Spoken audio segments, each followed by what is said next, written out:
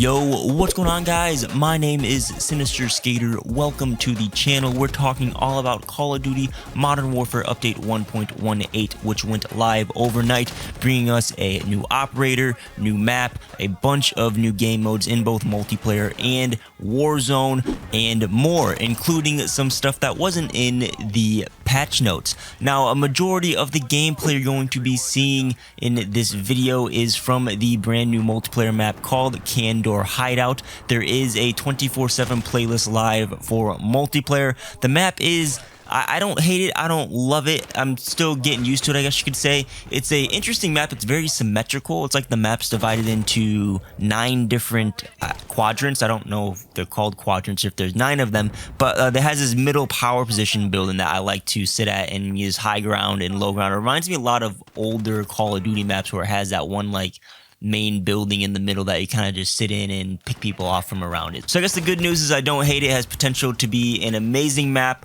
I guess we'll just wait and see as I play more and more of it. And while we're on the topic of game modes for this week, in multiplayer there is a new game mode called Night Vision Goggles Infected, which is infected but on all the dark maps. All these survivors have thermal sights as well as limited night vision goggle battery. It lasts for about a second and you can pop it on and off. All the infected can see in the dark all the time. It has realism damage, so you want to make sure you're getting headshots on the infected. There's no HUD. It's a pretty interesting take on the infected game mode. And in Warzone, there is Plunder Blood Money, which is a variant where there's guaranteed cash drops on every single kill, and bounty contracts and finishing moves pay out extra cash.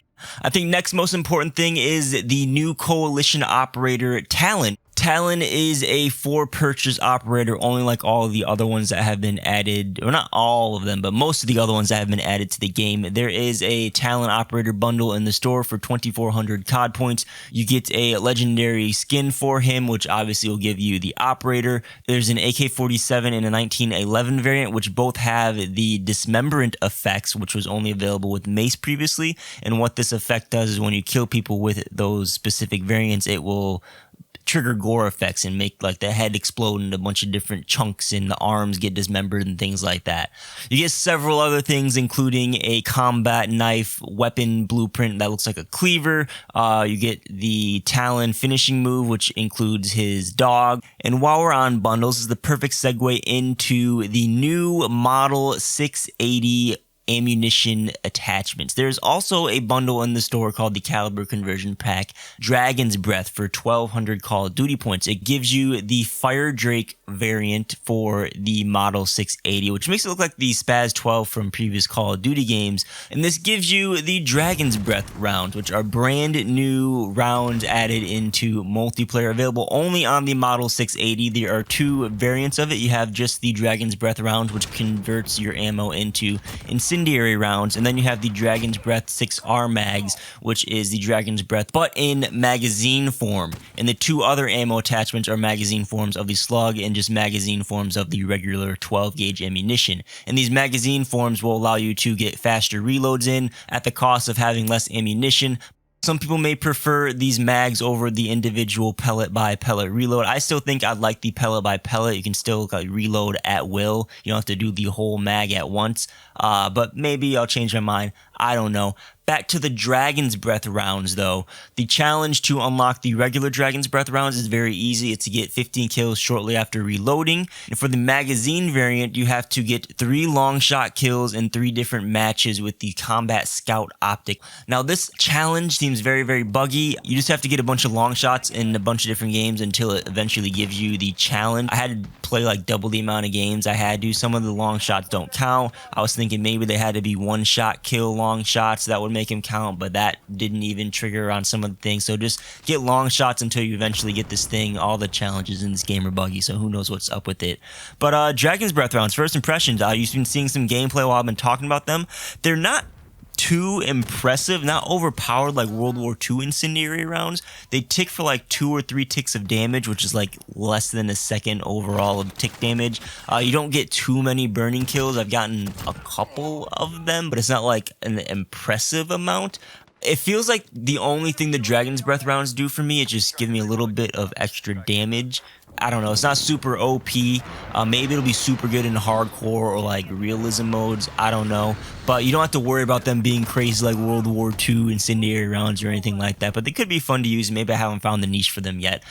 I guess we can jump into Warzone notes now. This is taking a lot longer than I thought it would, but there's new Warzone weapons that are found on the ground. They've added the 7.25 shotgun, the Mark II carbine, which I'm pretty sure is already in the game. I don't know why that's in the notes. The EBR-14 and the .50 GS handgun. These again can be found on the ground and in supply boxes. The other big major headline news for update 1.18 is they added a new ping control controller layout in your settings. So if you go to your controller settings and button layouts, mine was actually automatically switched to this, and there's a button pinger or something like that, and it switches your ping button to the left bumper.